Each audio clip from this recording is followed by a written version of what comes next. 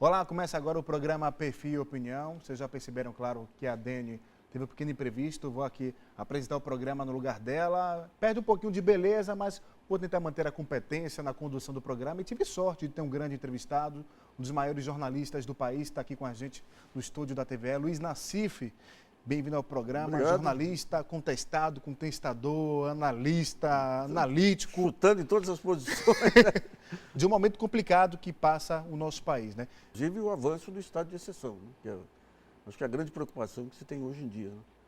Porque não são apenas você está tendo, digamos, retrocessos na área social, com a cima da PEC 241, mas você está tendo um quadro chamado direito penal do inimigo, de caracterizar qualquer crítica progressista assim como se fosse do inimigo. Né? Isso é um papel que a mídia tem cumprido aí, o Ministério Público, essa parte do Ministério Público Penal ligada à Lava Jato, à Procuradoria-Geral da República. Né? E, então é um momento interessante, porque é um momento em que você está fazendo jornalismo com risco. É verdade. Só que a bandeira que está sendo defendida é da democracia, que é a mais importante de todas as bandeiras. A gente até conversava antes da gravação, é uma briga boa de se ter. Uma briga boa. E está sendo um cursinho intensivo para uma rapaziada que está vindo aí, uma juventude tremenda aí, sabe? Que em São Paulo, todo lugar que a gente conversa, filhos de amigos, eu tenho filhas adolescentes também, estão descobrindo a importância da democracia. É uma defesa da democracia que está vindo, defesa de valores humanistas, defesa do feminismo, defesa da inclusão social. Defesa das minorias. Ou até um pouco mais longe, até um pouco mais superficial também, mas, por exemplo, aquela votação que a gente acompanhou, todo o país parou para assistir na Câmara dos Deputados, muita gente não sabia o papel dos deputados, não sabia o nível da nossa coisa, Câmara. Né? Então, aliás, nem o pessoal que programou o golpe sabia, porque senão não iam fazer transmissão ao vivo. Uma transmissão daquela que expôs, né, para a gente quem é que está representando o nosso povo eleito.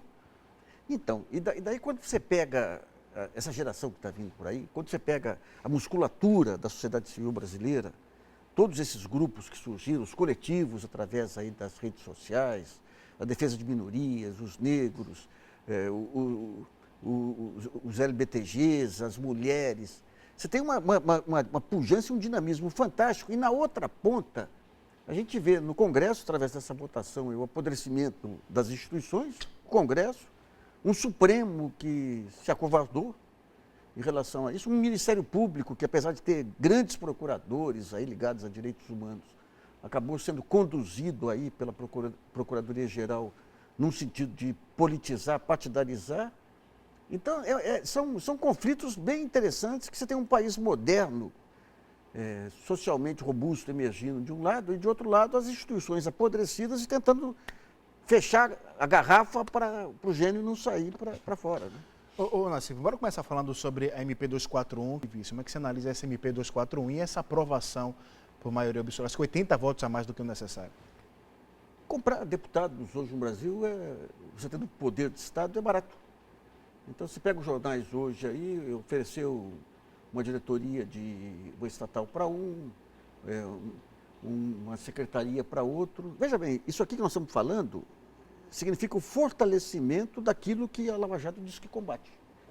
Quer dizer, a Lava Jato, a pretexto de combater a corrupção, o procurador Rodrigo Janot, a pretexto de combater a corrupção, ele colocou no poder, talvez, o grupo mais polêmico da moderna história política brasileira. O que tem de pior na política brasileira. Então, estão praticando às escâncaras isso. Escancarado isso. Essa MP, ela é um risco monumental pelo seguinte. Qual que era a lógica que você tinha do orçamento? Você tinha as despesas de um ano, daí você corrigia pela inflação do ano seguinte, mais o crescimento do PIB. E a lógica é a seguinte, à medida que o país vai ficando mais rico, aumentam as demandas, e você passa a dispor de mais recursos para dar conta dos direitos básicos, de saúde, educação, etc., salário. Né? Sendo que hoje nós estamos num estágio efetivamente insuficiente de despesas de saúde. Agora, mesmo estando insuficiente, quando chega em 2016, por conta da crise fiscal, cai mais ainda a despesa. Então, eles vão partir de uma despesa lá embaixo, com uma mera correção pela inflação. Então, para dois setores que já eram subfinanciados, que é saúde e educação. Isso vai significar um desmonte. Agora, veja bem, o Supremo não pode ficar de fora disso. Porque Qual é o papel do Supremo nesse momento? Veja bem, outro dia eu escrevi criticando o ministro Lewandowski, quando ele fala que esse é o século do judiciário. Daí ele me ligou explicando. Falou, não, o negócio é o seguinte, até o século XX, o século XIX foi do Executivo, o XX foi do Legislativo, agora do Judiciário, porque os direitos básicos já estão atendidos. E cabe ao Judiciário agora definir os direitos de minorias. O que nós estamos falando com a PEC 241 é o descumprimento de direitos básicos. Nós estamos tendo um retrocesso. Então, não tem como o Supremo não se pronunciar. Veja bem, o que o Supremo faz? O Judiciário, no mundo inteiro hoje, esse protagonismo do Judiciário para todo lado, ele não entra nas questões econômicas. Mas quando se está falando de direitos básicos, fundamentais, tudo passa pelo orçamento. É uma questão econômica. E a economia, para se legitimar, ela tem que ser moral. Então, mesmo que você pega essa PEC 241, que vai arrebentar educação e saúde, eles vendem um discurso moral. Não, se fizer isso aqui, o Brasil vai estar salvo, e estando salvo vai ficar bom para todo mundo. Então, tem que ter uma justificativa moral. Então, o Judiciário, através do Supremo, tem que julgar se isso vai acontecer ou não.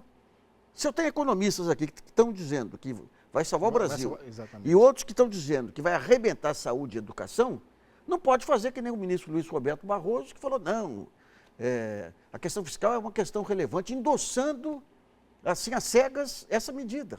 Tem que trazer os dois lados. Qualquer discussão hoje no Supremo, educação inclusiva, você tem lá as audiências, você traz especialistas de todas as áreas para que os ministros se pronunciem. Tomem a decisão. Então, os ministros eles têm que parar com essa ideia de sacralizar a economia como se fosse uma ciência à parte. Não é. Você chamando os economistas, fala, me explique por que você tem que pôr uma política de juros de 14,25 ao ano aí, uma taxa de juros real de 8% ao ano, se nenhum país tem. Explique. E pega o outro lado. Então, tem que... É uma tarefa que o Brasil, ele parece... O Brasil, ele voltou ao tempo que o Caramuru, lá, a pólvora do Caramuru, impressionava, sabe? Essa falsa ciência de juros elevados para combater a inflação, o Lula aceitou esse negócio, a Dilma, sabendo que era falso, mas achando que se não fizesse isso, seria derrubado pelo mercado. Cabe a um poder, ao Supremo que julga os direitos fundamentais, porque é um país que consome 9% do PIB com juros da dívida. 9%. E é uma maluquice pelo seguinte, você tem duas formas de fazer dívida pública. Você tem uma, que é o Estado pega, se endivida, investe em setores, melhora a produtividade e paga a dívida. E tem outra, que é o dia a dia da economia, em que o Banco Central ele administra as sobras de recursos bancários. Então ele coloca títulos no mercado, se o banco sobra dinheiro, ele vende título, compra título. Eles misturaram esses dois movimentos de tal maneira que você pega uma taxa de juros de 14,5%, que é para controlar a liquidez, e coloca em títulos de longo prazo. Então, são 9% do PIB. Nós estamos falando, a educação, ela consome, a saúde, ela consome 1,5%, 1,6% do PIB. Juros 8%. E eles estão querendo restringir isso aqui. Esse 1,8%, porque se é tão pouco, eles já querem restringir. Nassif, até voltar um pouquinho antes dessa aprovação, eu queria que você comentasse, por exemplo, como tudo isso aconteceu. Um jantar... Vem antes, né? Isso precedeu... Veja bem, eu tenho feito uma série no meu blog, Xadrez. Eu tenho acompanhado o xadrez. Xadrez, né? Tentando pegar todas as peças que compõem esse momento e encaixar. O que ocorreu no Brasil foi algo que ocorreu em outros países do mundo. Você tem o seguinte, você tem uma... Você citou Portugal, né? Portugal também ocorreu, com José Sócrates, mesma coisa. O que estão fazendo com o Lula aqui, fizeram com o primeiro-ministro, com o presidente da Alemanha também fizeram. Fizeram na Espanha com o Felipe González, que é o seguinte, se você entra um pouquinho na questão da geopolítica. Você teve, até algum tempo atrás, chamado neoliberalismo, a liberação do fluxo de capitais, aí, que vem desde os anos 70, permitia você manter um controle sobre as diversas democracias. Aquela história da lição de casa. E desde o Malan falava, o Palocci falava, se sacrificar aqui, se cortar aqui, nós vamos crescer. Essa ilusão, ela acabou em 2008. 2008, com aquela crise global lá, se viu que esse modelo não funcionava mais. Deixou de ser funcional para os Estados e deixou de ser funcional para a democracia. Ninguém acreditava mais. Mas, por outro lado, essas décadas de financiarização criaram um superpoder financeiro global, que é a base do poder americano hoje. O poder americano hoje não é a indústria. A indústria já foi para a China, já foi para a Ásia. É fundamentalmente o poder financeiro. E você criou bilionários, espalhou bilionários pelo mundo que passam a querer preservar aquele poder político que tinham antes, aí, livre fluxo de capitais, apreciação cambial. Então, esse pessoal, quando você pega... Lá atrás, nos anos 50, você tem a escola de Chicago, que criou a teoria do choque. Eles pegaram da psicologia a questão da teoria do choque, que é fundamentalmente o seguinte: você tem um embate que vem desde o século XIX entre Estado e mercado. O mercado quer livre fluxo de capitais, quer juros altos, quer tudo, e o Estado ele quer levar benefícios sociais. Aqui o capital não tem pátria. Então, ele quer tirar o máximo daqui, porque amanhã, se tiver ruim aqui, ele muda de país. Então, o Estado Nacional é o grande contraponto ao capital. Então, você tem, desde o século XIX, esses embates aí. Nos anos 50, a escola de Chicago, Milton Friedman, eles criaram essa teoria do caos, que é mais ou menos o seguinte: tem que aproveitar momentos de grandes choques, pode ser choques, desde choques climáticos, que nem se teve em Nova Orleans, até golpes de Estado, como você teve no Chile, porque daí você descontrola tudo, você cria um clima de fim de mundo, você fica totalmente perdido, e daí você tem 6 meses para implementar medidas que de outra forma você não conseguiria implementar. Então, digamos, esse modelo que veio com esse golpe aqui, e o que ele dizia? O que você tem que fazer nesses 6 meses? Nós estamos falando de um receituário dos anos 50, que foi aplicado no Chile. Tem que liberar capitais, tem que reduzir benefícios da Previdência, tem que privatizar de uma forma violenta, tem que reduzir gastos sociais. Quando você pega a Ponte para o Futuro, lembra que o Temer vai lá em Nova York e fala: não, a Dilma caiu porque não quis seguir a Ponte para o Futuro. Desde lá de trás, quando você começa essa conspiração, que é na linha de frente, é comandada pelo Procurador-Geral da República, junto com a Polícia Federal, criando todo esse carnaval. E na outra linha, por uma parceria do PSDB com o Temer, com esse grupo, com o Eduardo Cunha, fundamentalmente, que era o grande cabeça desse grupo.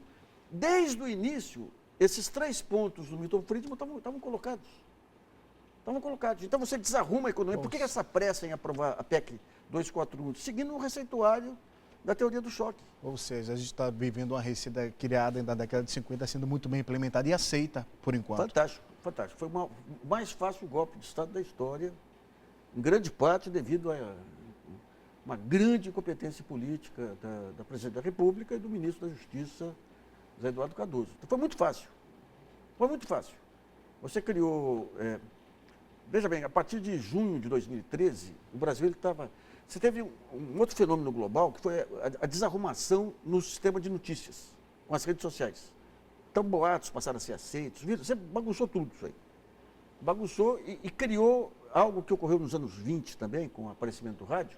Você cria um caos de informação em que as pessoas se sentem perdidas e a maneira que elas têm de se fortalecer é a criação de um inimigo externo. Então, você tem um estado de bem-estar, é um estado de mal-estar em toda a sociedade, e você cria a figura do inimigo. E no caso aí, o inimigo foi criado... Então, quando vem 2013, você tinha, por outro lado, a chamada cooperação internacional, que vem desde os atentados das Torres Gêmeas, que ministérios públicos, Polícia Federal dos diversos países passam a trocar informações sobre aqueles fluxos de recursos que transitavam nos paraísos fiscais. E quem comanda isso pela sua maior competência técnica, de informática, tudo, é o FBI. É o FBI e o Departamento de Estado norte-americano. Então, você tem, naquele momento, você tem 2 mega escândalos que eles percebem que estão maduros para serem deflagrados, de interesse específico. Um é essa questão da Petrobras. A Petrobras, com essa lei da partilha aí, que é uma questão estratégica para os Estados Unidos, essa questão do petróleo perto dele. E o Brasil estava com protagonismo com China, parcerias com China, até pensando em criar novas moedas. E o segundo mega escândalo, que emerge daí quando eles percebem que está pronto, foi o da FIFA. Porque você tem os grupos de mídia norte-americanos tentando entrar na América Latina, na Ásia, em vários lugares, e não conseguiam por conta de concessão pública e das leis, da dificuldade de criar investimento em material impresso. Então, com a internet, eles percebem que tem um caminho, e como você tem uma pulverização da audiência, o grande fator que segura a audiência em todos os países são os eventos esportivos. Então, eles começam lá com a FIFA, e a FIFA é um fenômeno brasileiro. Todo aquele escândalo da FIFA, é o Brasil que criou aquilo lá. É o Brasil com os jogos esportivos aqui, com o João Avelange, com o Globo, Copa do Mundo. Mas daí o que eles fazem? O Ministério Público faz a parceria com eles na Petrobras, e no caso da FIFA, ele não manda dados. Segura os dados aqui, a pretexto que uma juíza impediu os dados. Por quê? Porque desde 2013 o Ministério Público tinha se aliado à mídia para ganhar um protagonismo político, né? Então é um jogo muito intrincado aí, muito intrincado, tem muitos personagens, né? E a gente vai continuar falando sobre isso, golpe, mídia também, o papel da mídia nisso tudo, desde lá do começo. Tem muita coisa. Sai daí, no rápido intervalo e voltamos daqui a pouco.